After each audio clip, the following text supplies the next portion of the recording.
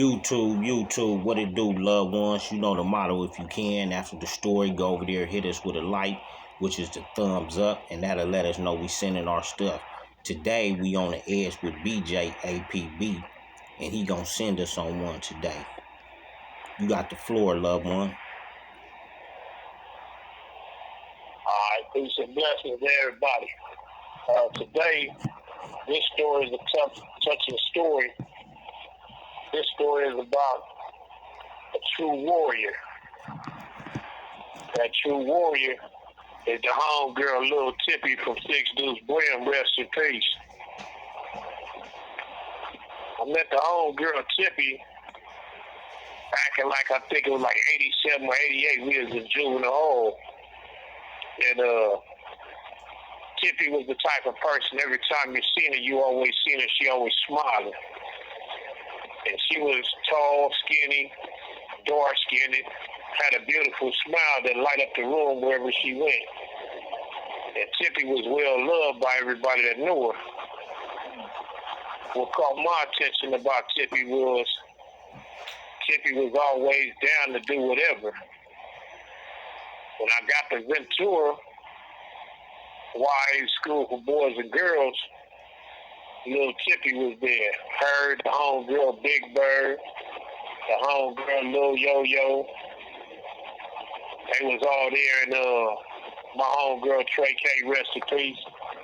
They was all there, and at the time, getting a chance to hang with all of them, I realized that I was around some down-ass homegirls. You know, you don't really hear too many stories about the homegirls. You always hear about the homies. But this young lady, she had spunk like a real dude, you know. Whenever we went to war, like if we got into it with the Crips on the yard or something for something, she got into it with the Crip girls over there. You know, that made me like her. Just seeing how down she was, you know. She was the type of, if you seen you fighting another dude and you was getting your butt whooped, she'd run across there and jump in. That's the type of female she was. On June 26, 1991, Tippy had parole from CYA. When she left me a phone number to one of her sisters and her mama to get in contact with her when they get out. The next month, on July 24th, I was paroled. When I paroled, I called Tippy, and the first thing she told me was, it's a party in the Pueblos. Meet us in the Pueblos. The first night that I hung out with her, we got in a gang of trouble. I'm talking about as soon as I got to the Pueblo party, it was her, the homie G Brown, rest in peace, from Six Deuce Brim, and the homie Baby Sonny. And Baby Sonny, he the youngest out of all of us, but for some reason he driving. So we all get served up and we chilling at the Pueblo party. We jump in the car with Baby Sonny. He damn near hit every car going up the street. I'm talking about as we driving up the street, he smacking shit and keeping it going. Keeping it going. And I'm in the back seat laughing because I'm like, damn, why the little homie driving the car? He's smacking everything. So we leave, we hit Hooper and cut out. We make it safe back to the Brims, and when we get to the Brims, I called one of the homies from Villagetown, and the homie from Villagetown come through. When he come through, I introduced him to Tippy, Tall Blood, the homegirl Big Deuce Deuce, and Little Deuce Deuce. And we all kicked it that night. Later on that night, me, Tippy, and Tall Blood went out with the homies from Villagetown, went out getting in trouble, you know, riding around, hopping out, socking on people, you know, doing what we do at that time when we was kids, thugging. Right. And I say about a month later, Tippy had called me and told me she was on the way to my house. And on the way to my house, the police had got on her, and she had a gun. She jumped out the car, threw the gun, and ran. As she ended up running into an unfamiliar Crip neighborhood down by a house called the 11 Deuce neighborhoods. And when she ran through 11 Deuce neighborhood, they assumed that she was running through there to do something because she was flamed up. And she ended up getting shot. And when she got shot, she got paralyzed in one of her arms. From that day on, Tippy kind of lost her soul. It bothered her to lose action in her arm.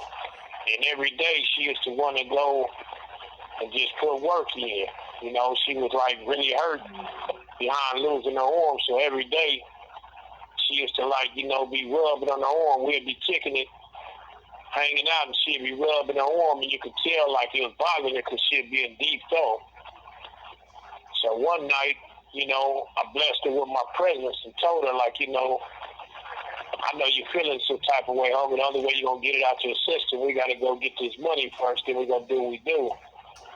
So we went and got some money, and this story, I'm telling it because it show you what type of homegirl we had. This call and your telephone number will be monitored and recorded.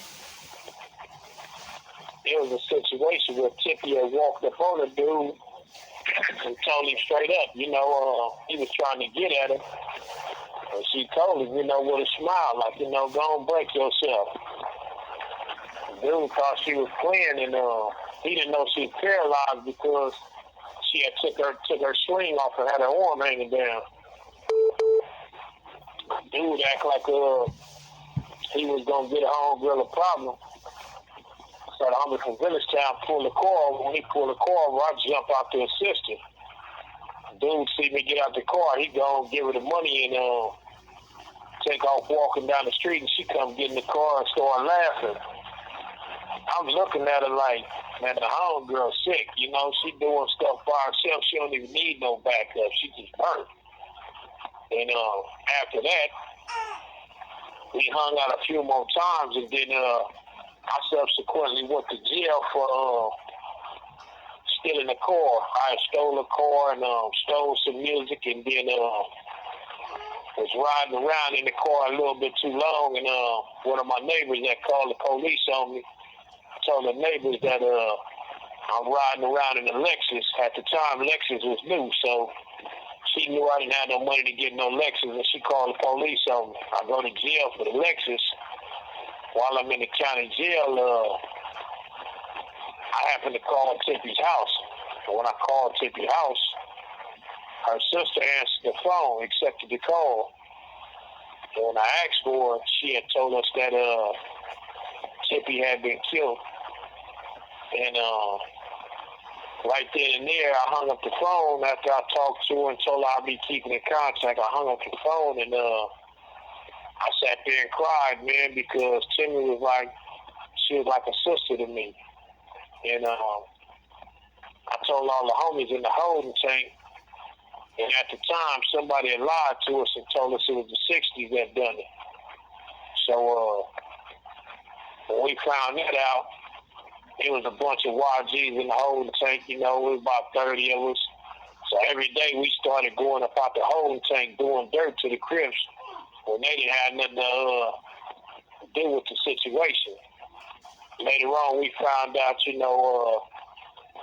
was accidentally killed, as you would say, and it was a hurtful thing. I told this story today because a lot of homies did not get to meet Tippy. But to me, Tippy died at a young age, and she was our woman queen at that age. Tippy was an extraordinary woman, man, and we may not never get to have another homegirl like that in our life, So I wanted to make sure, since her birthday had just passed, I wanted to honor her name by giving her the flowers and the trophies that she didn't get to get while she was living. So, to the homegirl Tippy, a.k.a. Miss Tammy Dawes, wherever you at, we love you, homegirl, and miss you. Really do miss you. And This call and your telephone number will be monitored and recorded. it was an honor having a chance to run the streets with you. It really was. And I learned a lot from you. Even though you was a woman, you was my gangster. And to her family, y'all always have a family in me, no matter where we at. You know, her little sisters, her big sister, her mama, her brother Evil. I told Evil when I first met him, I hugged him and told him, you know, you're my little bro and you always gonna be my bro, and I meant that. So to the homie Evil, wherever you at, you already know what it is, bro. Get at me. I love y'all, and I hope y'all enjoyed this story. And as time go on, I'll try to do as much as I can to tell these stories about Bloodz and Crips that been passed on that I had a chance to mess with that had an impact on my lives as well as other lives. You know, thank y'all for listening. 89 on up, on the edge with DJ. Peace and blessings. We out. We out.